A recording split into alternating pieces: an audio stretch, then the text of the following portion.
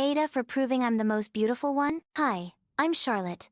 And yeah, I already know half of you are ready to type out your hate comments, but before you do, let me tell you my story. I've always known I was different. Not because I worked harder than everyone else. Please. I'm not here to lie to you like most of those self-made influencers. No. My difference was simple. I was hotter, prettier, smarter about using it, and I did. From the very beginning. When I was 17, I figured out that one coy smile, a few undone buttons, and a flirtatious glance could take me further than 17 hours in the library. So I used it. Mr. Dalton, my science teacher, used to pride himself on being uncompromising. Guess what?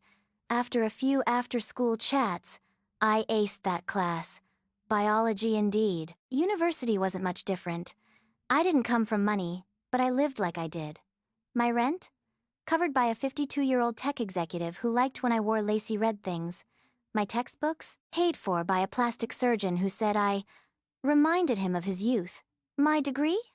Well, I wrote just enough, and I knew how to keep my professors relaxed. Ever heard of a stress ball? Yeah, I became one. I graduated with honors in marketing, and stepped into the agency world like a queen walking into her kingdom.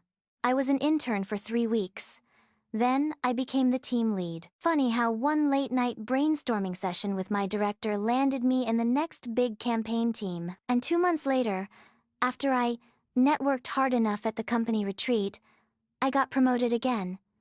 It's not about who you know. It's how you know them, if you catch my drift. But here's where it gets juicy. See, I didn't stop with teachers and bosses. I proved a bigger point that beauty trumps loyalty.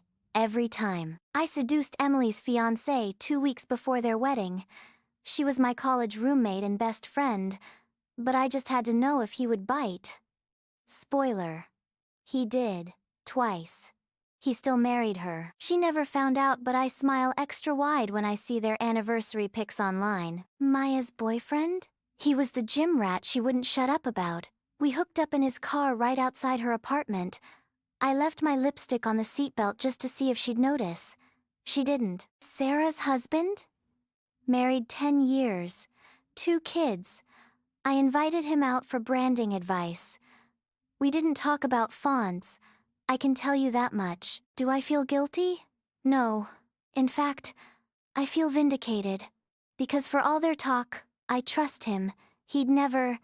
I proved that I could walk into a room and, if I wanted to, ruin any relationship just to prove I could. Because I'm the type of woman other women hate, not because I did anything wrong, but because I can do what they won't admit they dream of doing. Some of you will say I'm a narcissist, that I'm destroying lives. But those lives were built on lies anyway. If your boyfriend or husband can be taken by a look and a whisper, then I didn't ruin it, he did. I'm not some villain. I'm a mirror. I show people who they really are. But, okay, let's talk about karma. I know that's what you vultures are waiting for. You want to hear about the time I got burned. Fine. 6 months ago, I met someone. His name was Leo. Gorgeous, confident, loaded. The kind of guy who didn't flinch at a $1,000 wine bottle. He was different. He didn't chase. He made me work for it. And I did. For the first time in my life, I was the one wondering if he'd call back. I was the one putting on the right dress, the right perfume, making sure my makeup was flawless. And when we finally slept together, I thought I'd won. Game over. Until 2 weeks later, when I was scrolling through Instagram and saw him with Emily. Yes, the same Emily. My old roommate. Married Emily. Baby on the hip. Golden retriever in the background, Emily. Except now she was divorced and dating Leo. Turns out, he knew everything. Every betrayal. Every story. Emily had told him about me years ago, and Leo made it his mission to play me. To seduce me. To break me the way I'd broken so many others. And he did. He ghosted me. Blocked me. Left me on red like some clingy nobody. And I felt it. I felt the sting.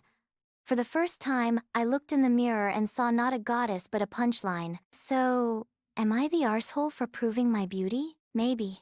But if karma's finally catching up, I hope she's wearing lipstick.